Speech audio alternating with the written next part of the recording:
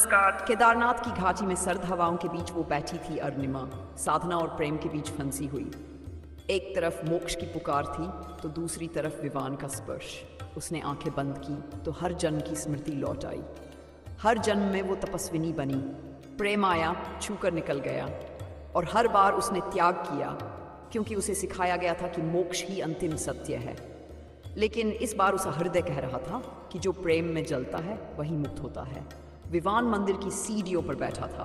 3 दिनों से अन्न जल त्याग चुका था। उसका चेहरा शांत था पर भीतर ज्वाला जल रही थी। और तभी अरुणिमा आई, हिमगिरी की हवा में लहराती लाल चूनर के साथ। उसने कहा, तुम अब भी यहीं हो? विवान बोला, तुम्हारे प्रश्न का उत्तर इसी घाटी में है, मैं कहीं और कैसे जाऊं? अरुणिमा कुछ क्षण मौन रही, फिर बोली, मैं कैलाश जा रही हूँ, वहां शिव से अंतिम उत्तर लूंगी। और वो चली गई।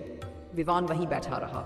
हर रात शिवलिंग के पीछे बैठे बैठे वो अरुणिमा का नाम जपता रहा। उधर कैलाश पर ध्यानमग्न अरुणिमा को एक दिव्य अनुभूति हुई। एक उज्जवल प्रकाश में उसे दिखा कि हर जन्म में उसने विवान को छोड़ा, हर बार मोक्ष को चुना, पर आत्मा फिर उसी मोह में लौटती रही। और इस बार महादेव की वाणी गूंजी, जिसे तू त्याग कहती रही वो तेरा भय था, समर्पण ही मोक्ष है। अरुणिमा की आंखों से अश्रु बह निकले। उसने अपने भीतर एक आंधी उठती महसूस की और बिना कोई देरी किए वो मंदिर की छत पर विवान वही गीत गा रहा था जो उसने पहली बार उसकी आंखों में देखा था। अरुणिमा ने पीछे से आकर उसका हाथ थामा और कहा, मैं अब भागने नहीं आई, मैं आई हूँ तुम्हारे साथ, जलने, टूटने, मिटने और फिर उसी राख से जागने।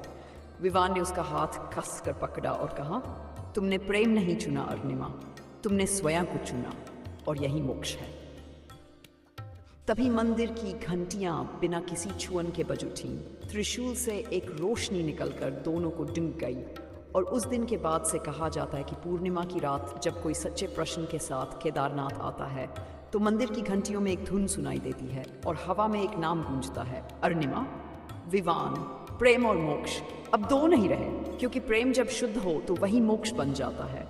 अब आप बताइए, आप क्या चुनते, प्रेम या मोक्ष? कमेंट कीजिए और ऐसी ही गहराई से भरी रहस्यमयी कथाओं के लिए हमारे चैनल को ज़रूर सब्सक्राइब